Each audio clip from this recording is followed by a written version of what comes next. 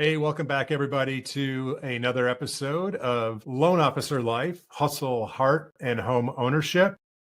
I'm really excited about today's conversation. This is a little bit of a repeat conversation, but it's timely. As you're listening and watching today's episode or this week's episode, we are either on the heels of launching Advocacy Week or we'll be right in the middle of it. But either way, what we're going to talk about today with my guests is all things mortgage advocacy. And why am I bringing, an advocacy session to this audience? Well, I happen to believe, and I know my guests believe the same, that you all as loan officers on the street facing off every day with our consumers, our borrowers, and your referral partners are arguably one of the most important parts of advocacy because you have the voice of the consumer. You face off and deal with consumers every day. And what we're going to do today is make you aware of your opportunity. I'm going to call it obligation, but your opportunity / obligation to be involved in advocacy for our industry through the Mortgage Banker Association. The good news is you're all going to be able to do that today, and it's going to be free 99. That's free 99, FREE. And all we ask is that you participate and you be active and you make your voice heard. So today we are going to talk about all things Mortgage Action Alliance. You'll hear it called MAA or MAA. I've heard it called MAA before. Mortgage Action Alliance is a voluntary, nonpartisan, and free, again, nationwide grassroots lobbying network for real estate industry professionals affiliated with the Mortgage Bankers Association, MBA. We are dedicated to strengthening the industry's voice and lobbying power in Washington, D.C. and state capitals across America. We are here to ask you to participate and join the Mortgage Action Alliance. And with that, I'm going to bring in Jamie Lynch. Jamie is AVP of MBA and in the political affairs group. Bill Kilmer is a senior vice president and is Mr. DC, Mr. Capitol Hill. We're going to have Jamie talk to us about all things Mortgage Action Alliance. Bill's going to go a layer deeper into some of the key legislative items. And my partner in crime and co-author of the Rethink Everything Green Book, Kyle Draper. Kyle is the newest member of the Mortgage Action Alliance. He signed up. And just as a reminder, folks, the MBA and Jamie Lynch in particular, they own Chapter 23 in the Green Book. Jamie, Bill, Kyle, welcome to the show. Thank you. Thank you so much for having us. Ryan, yep, happy to be with you and Kyle today. Right on. Yeah, Jamie. I know you said it, free. One of the easiest ways to get involved in the political process is by joining the Mortgage Action Alliance. And to date, our membership is roughly 73,000, but with 275,000 industry professionals in the mortgage industry, we only represent a small percentage of that, about less than 30%. And then of that number, 4% represent our loan officer community. So thank you again for having us on and for really trying to get the word to amplify our voice and educate not only our members about what MAA is, but how we are every day, mostly Bill in his day job, working on your behalf and educating policymakers on some of the important issues that I know Bill will talk about in a little bit. So Jamie, I'm going to flash on the screen probably 3 times during this session for those watching on YouTube or watching the LinkedIn replay. But this is how folks can, it's so easy, guys. It's scan this QR code or text MAA, M-A-A, to 50457. Takes you maybe 45 seconds. The cool thing about this is literally once you've registered yourself, you'll immediately be prompted to communicate with your representatives in your state on important issues. Jamie, I have a quick question.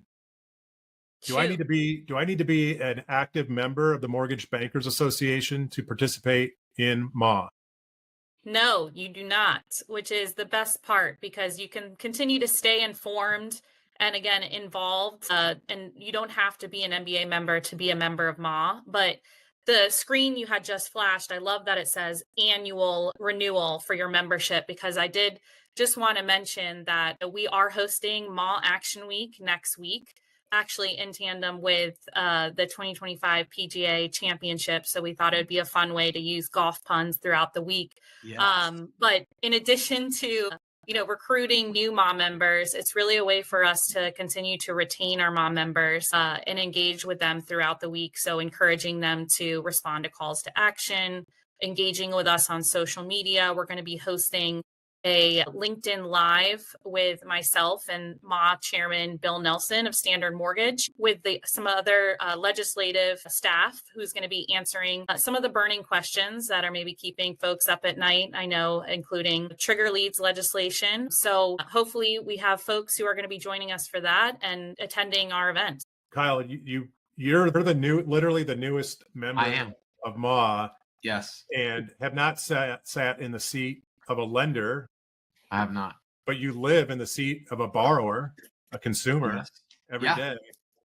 What would you want to know as a consumer through a loan officer in particular about not just MA, but about kind of industry issues, especially those that are regulatory in nature and can be influenced through advocacy? I think the biggest thing for me is I need someone to tell me what I need to know and why I need to know it. You and I work with loan officers every single day. And until we actually went to Washington, D.C. and were a part of an event where this was the centerpiece, like, I've been in this industry for years, and the average LO doesn't talk about it. The average LO doesn't seem to value it the way that they should.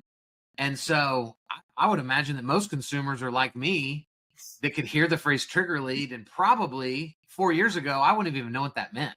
But I would be able to explain to you the result and go, that's what that is. All those phone calls that I get. And so there's just this massive gap in the education that sadly the consumer doesn't know they should even be asking. And so we need the loan officers to step up and make this a part of their regular content. I love that. And guys, this is, Jamie already said this, only 4% of the 3,000 members of MA are loan officers. So Kyle, you and I did a presentation in Nashville recently, and I shared some statistics that were on the surface kind of chilling. But really, when you peel back the onion, there's a massive opportunity. This is another one of those chilling yet opportunistic data points. So J.D. Power, in their mortgage origination satisfaction survey last year, talked about a trend line of trust in lenders falling year over year, right? And but they were also able to show in their data that when a loan officer and a prospective home borrower engaged prior to the point of sale, when the transaction was starting, but more like months up the funnel, like at the point of thought, when that engagement started early, satisfaction was like 107 points higher than when it started at the point of application. And so it's easy to kind of talk about like education around what it takes to be buyer ready, borrower ready. But this is another way for you as a loan officer to stand out in your community by being knowledgeable on the issues facing our industry and more importantly, facing consumers from a regulatory legislative perspective. The second data point came in a report that Kristen Messerly produced in her Next Gen Homebuyer report, where she surveyed 1,000 people young in their financial life, basically the next gen homebuyers, and only 20% said that they trusted the lender loan officer. So we have three data points here. We have 4% of you all as loan officers who are actively signed up with MA. We have J.D. Power telling us that when you engage early with a consumer, satisfaction is exponentially higher than when you don't. And we have Kristen Messerly's report telling us that only 1 in 5 of you are trusted by the next gen home buyer. Chilling, but here's the opportunity. You by watching and listening to this podcast, but more importantly, by scanning this QR code and becoming a member of MA, you have the ability immediately to start to stand out from your competition in your community. And you stand out because you're educated, informed, knowledgeable, and to Kyle's point, you connect the dots between what consumers don't even know they should be knowing by being that source of education. Jamie, what else should we know about next week? Besides, we got the PGA golf, which is going to be awesome, but I think this Action Alliance Week is going to be equally awesome. So in addition to the LinkedIn Live Q&A event that we're hosting, we're also hosting a MA Social Day, which is going to take place on Wednesday, May 14th. So we're really encouraging, again, folks to engage with us on our LinkedIn and our Facebook pages. I know a lot of you do have X, so feel free to participate on X, formerly Twitter, as well. We do provide all of our participating companies and folks who are engaging in a social toolkit that provides pre-communications where they can just simply copy and paste, making it, again, very easy for you to engage. And going back again to that annual membership, there are plenty of ways for MA members to renew their membership throughout the year. If they respond to one of our calls to action, that renews their membership. If they register for an MBA conference, that renews their membership. Opening a MA email. And then the last one is supporting MORPAC, which I can talk a little bit later too about the other tool in MBA's advocacy toolbox, if you will, that we use in order to provide access to some of these elected officials to be able to help us build and strengthen the relationship between, the issues that they're supporting and what benefits or impacts our industry. Love it. So many opportunities to get engaged. And I think that what's super cool to me, and the audience on Loan Officer Live is not going to surprise you all. It's loan officers. What? And it's loan officers across the entire kind of ecosystem. So we have loan officers from IMBs, we have loan officers from banks, loan officers from credit unions, we have loan officers from mortgage brokers. And what's really cool about MA is that, yes, you might already be involved with NAM or the Broker Action Coalition. You should be involved with everything, guys. We should be involved in as many ways as possible to make sure our voice is heard at scale. And again, we've already said this, it's free to be a member of MA and to get the critical information you need to be the best resource for your consumers in your communities. Can we shift gears a little bit and talk about some of the issues at hand that make this campaign effort so important? And for that, Bill, we want to kind of hear what's hot from your perspective as you face off every day with the lawmakers in DC. Thanks, Brian. Thanks again to you and Kyle. And thank you for what you do in trying to raise awareness amongst the entire mortgage ecosystem.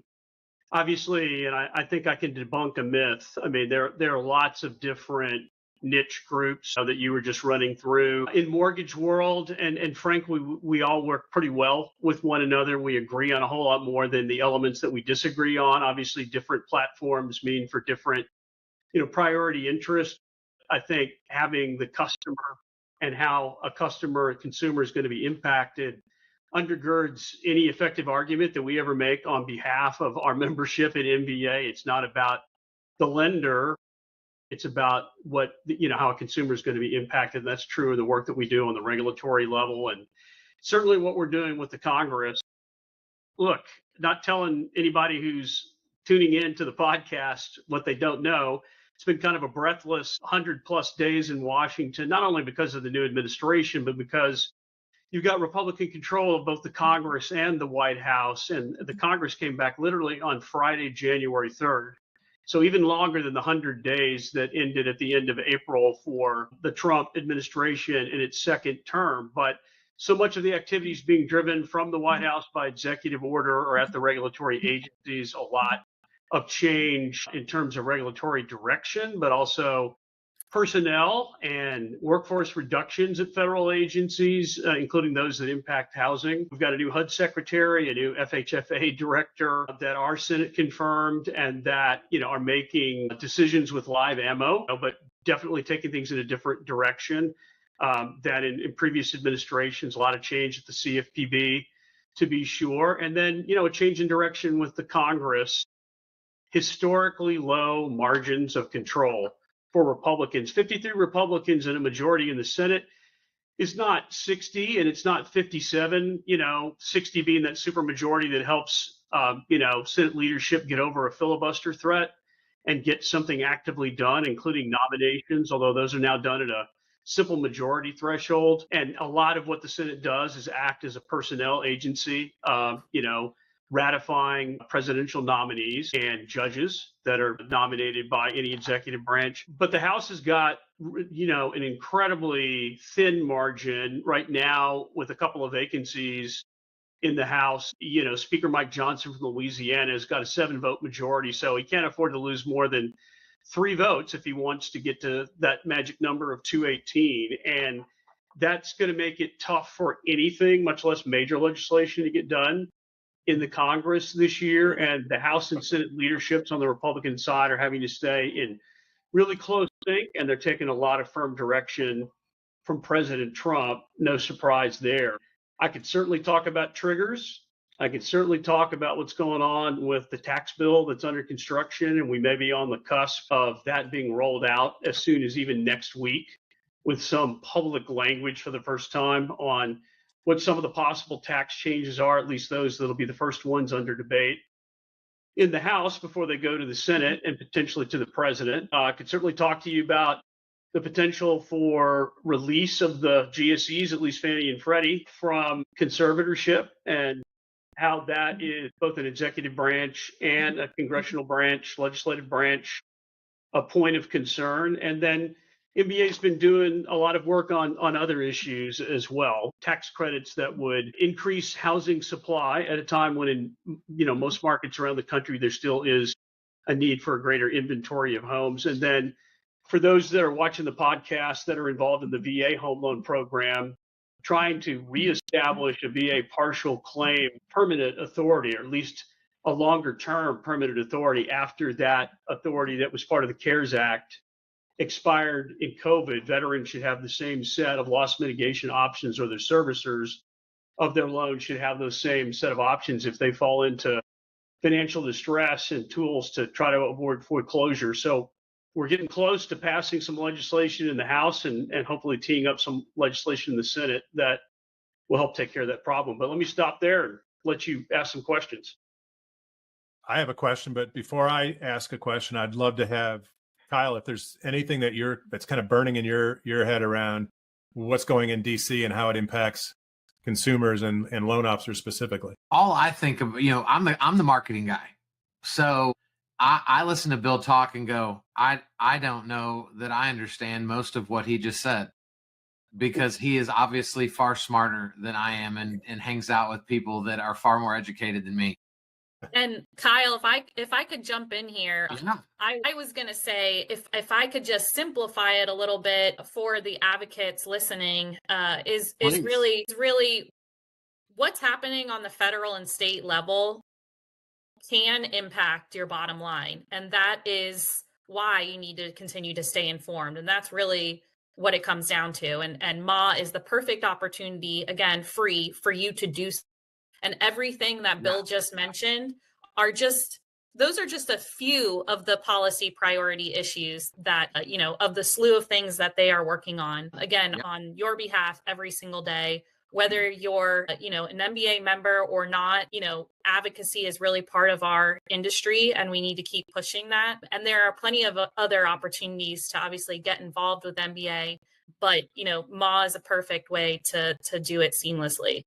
Yeah. So, let me re-tee this up for you to put it back in our PGA terminology, right? I'm going to re-tee the ball. This is a mulligan. I'm going to give you a mulligan, even though you didn't miss hit. As the marketing guy, Kyle. Yes. How would you coach loan officers to engage with MA to better serve their communities?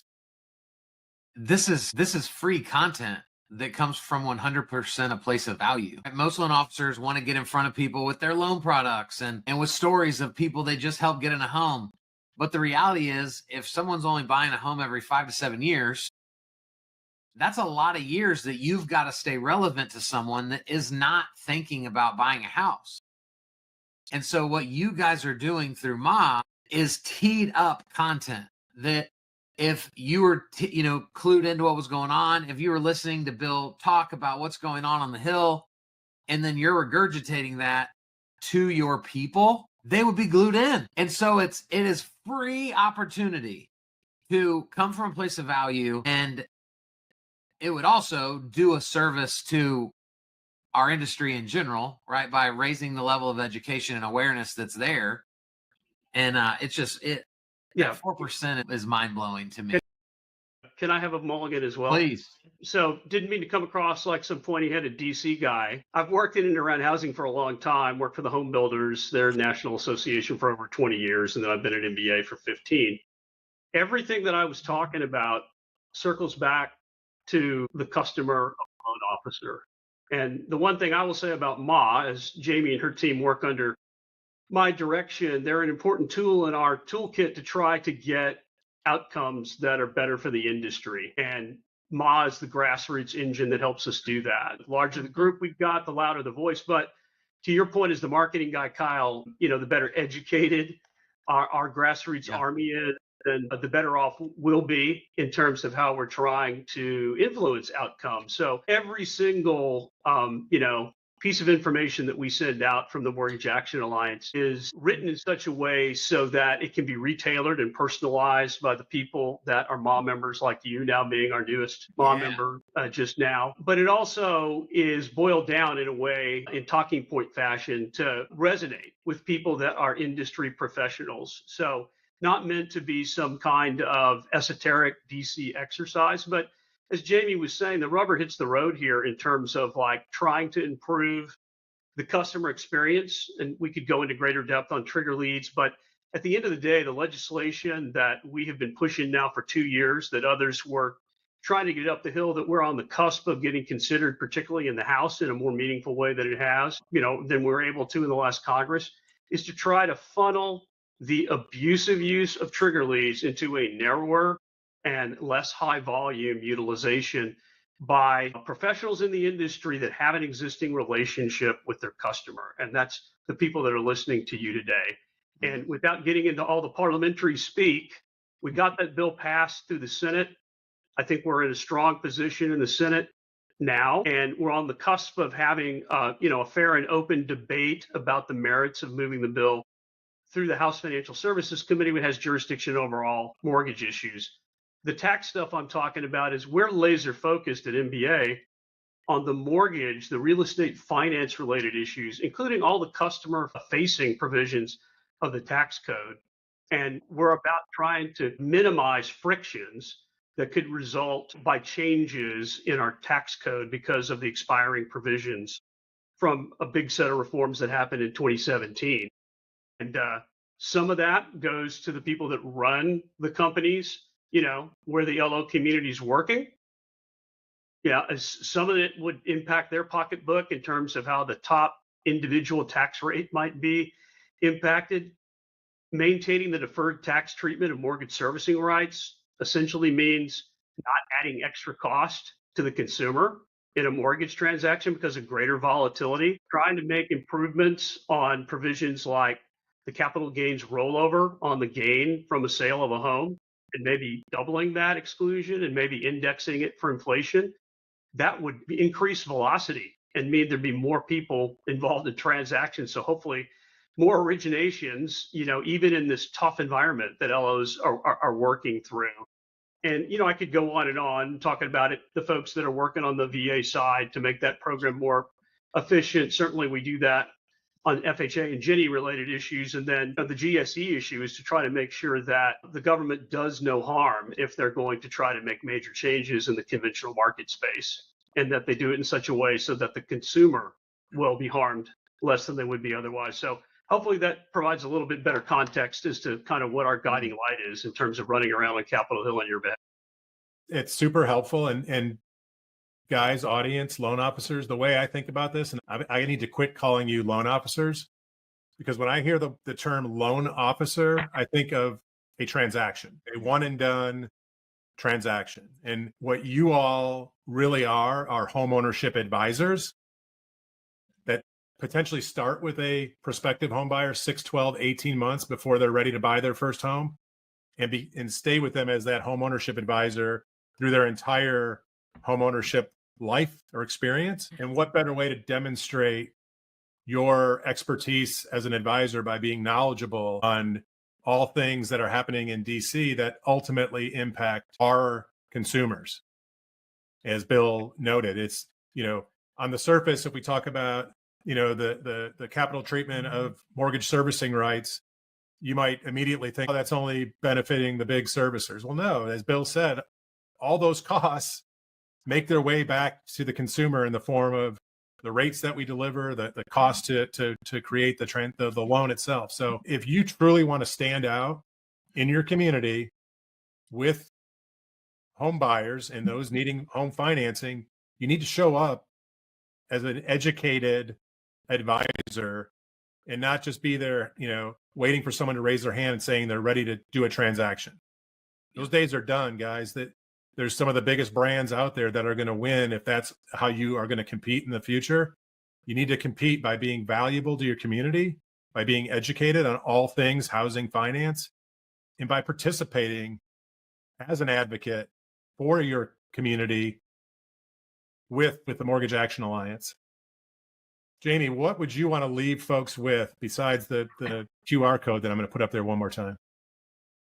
So one thing I did want to mention is Bill mentioned Moss slogan. So the larger the group, the louder the voice. And really what that means is, there are thousands of other trade associations outside of the mortgage industry that are, lobbying and trying to influence their policy priorities as well as ours. So being a part of MAW is helping us and supporting MORPAC and participating in our National Advocacy Conference, which is another advocacy program that we host. It's our legislative annual fly-in in DC. We just hosted it last month. All of those things are helping us keep our chair at the table, and we need you all listening here to do your part and help support that seat. And there are plenty of other ways to get involved throughout the year. It's not just by participating in MAW Action Week. If you're at an MBA sponsored conference, you can attend one of our advocacy receptions, and that would be an additional opportunity for you to not only grow your network, but really grow your business and meet some other industry professionals, maybe locally to you as well. We're going to be hosting in August during the Congressional August recess, what we call Advocacy in August. And that's our way, in addition to NAC that's being hosted in Washington, D.C., that's an additional way for individuals to get, or MAW members really, to get involved and meet with their elected officials back in their states and districts. And you mentioned you're at events, in Nashville. I know Texas, you've been kind of everywhere lately. And so really, representing MAW at some of these state and local events is really an opportunity for you to get out there and really grow your business. So happy again to be on here, and thank you so much. And I'll let Kyle add anything that he wants to, but all I'm thinking right now is that I need a MAW hat. I love it. I know we're just meeting today, but I'm usually the hat guy, and I collect hats in every city that I speak in. And so I have like 230 hats. And so I think I need to be a MAW brand rep. But isn't that's not how the QR code? Yes. Isn't that how Texans say mom? Is MAW? MAW. Well, it's also something that goats have been known to say as well. I'm with you on the hat stuff, Kyle. I've got dozens of hats myself, so All right. That's already in the mail to you. We're gonna great.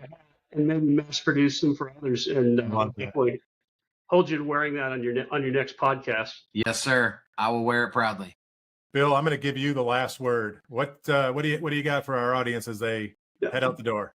I've been in Washington for a while now. I moved up here from Texas in 1985. And what we do, what Jamie in her work really is trying to help facilitate, having you help us do, is we act as your constituents by proxy. In other words, you're a constituent of those in government, whether that's local, state, or federal levels of government. And obviously our industry and consumers, helped by our industry, are affected by decisions at all those levels. So I just want to thank you. If you've spent any time more than you have previously in watching this podcast and are thinking about getting involved, we need your help. We cannot do our job without you guys helping us. So thanks for that. And I assure you, Jamie makes it and her team make it very easy for people and companies that are a reflection of the people who get involved, like Kyle has now in MA, to participate and help us make a difference.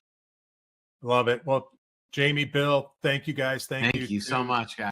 Yeah, we appreciate the work that you guys do. Yes. The entire MBA does on behalf of our industry, but more importantly, the consumers that we all serve. Kyle, I'm always stoked to get on a screen with you. It's great. That's right. Great to have you back on the pod. For the audience, thank you all for tuning in this week. I'm going to do one more time. I'm going to put up here, late to the game and you didn't get your phone out in time, hit that QR code. Whoops, there it is.